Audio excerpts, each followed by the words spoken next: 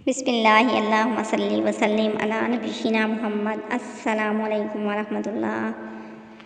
शदीद बारिश के सबब टैक्सी लेना बेहतर था। मॉडल कॉलोनी चलोगे?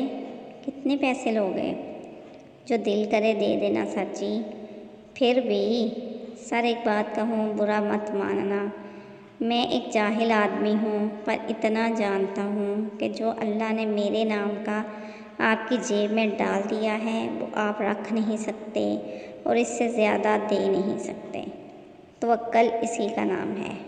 इसकी बात में वो ईमान था जिसे हम अक्सर महरूम रहते हैं। टैक्सी अभी थोड़ा आगे गई कि मस्जिद दिखाई दी। सर जी नमाज़ पढ़ लें फिर आगे चलते हैं। इसने टैक्सी मस्जिद की तरफ मोड़ ली। आप नमाज अदा करेंगे? किस मसलक की मस्जिद है ये? मेरा सवाल सुनकर इसने मेरी तरफ गौर से देखा। बाऊजी मसलिक से क्या लेना देना, असल बात सजदे की है, अल्लाह के सामने झुकने की है। ये अल्लाह का घर है। मेरे पास कोई उज़र बाकी नहीं था। नमाज से फारिग हुए और अपनी मंजिल की तरफ बढ़ने लगे। सर आप नमाज बाकायदगी से अदा करते हैं? कभी पढ़ लेता हूँ, कभी गफलत हो जाती है। यही सच था। जब गफलत होती है तो क्या ये एहसास होता है कि गफलत हो गई और नहीं होनी चाहिए? माफ़ करना, ये ज़ाती सवाल नहीं। अगर एहसास होता है तो अल्लाह एक दिन आपको ज़रूर नमाजी बना देगा।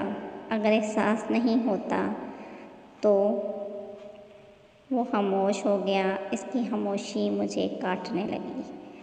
तो क्या? मेरा लहजा बदल गया। अगर आप नाराज़ ना हों तो कहूँ? हाँ बोलें। अगर गफलत का एहसास नहीं हो रहा तो अपने आमदन के मसाइल पर गौर करें और अपने अल्लाह से माफ़ी मांगें। अल्लाह आपसे राज़ी नहीं। हम मंजिल पे आ चुके थे। मैंने इसके तवक्कल की हकीकत जानने के लिए जेब से 50 का नोट निकाला और इसके हाथ पे रख दिया। इसने बिस्मिल्लाह कहा और नोट जेब में रख कर कार मोड़ने लगा। मैंने आवाज़ दी, वो रुक गया। हुक्म सर जी। तुम इन पैसों में खुश हो?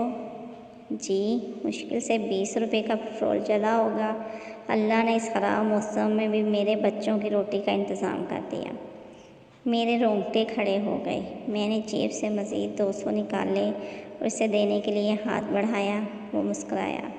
सर जी देखा आपने, मेरा हक़ 50 रुपये था और अल्लाह के तवक्कल ने मुझे 200 दिया।